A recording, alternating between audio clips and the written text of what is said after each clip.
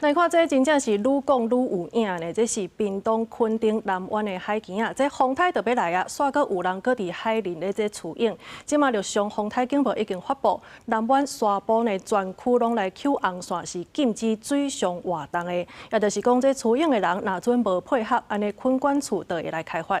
另外，这屏东山区的满洲乡，昨已经先撤离51个人去到山脚来甲安置。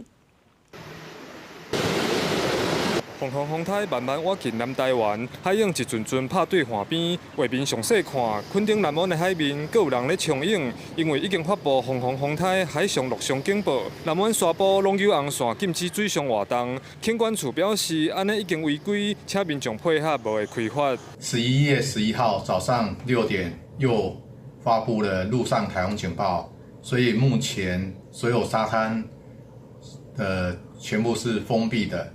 请游客不要进入游憩。经劝导不听，唯依国家公园禁止事项第15项，罚款3000元。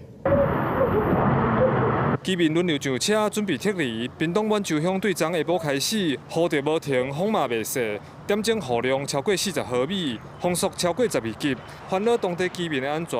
乡长按照县府的指示进行预防性的撤离，拢安排到恒春的民宿占大。有少部分淤青的好像是16位还是17位，到收容所安置的地方的都是52位。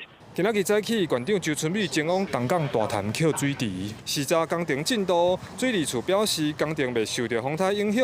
县长讲，虽然风台已经降级做轻度风台，不过沿海的民众也是爱注意防影。记者柯炳哲，屏东报道。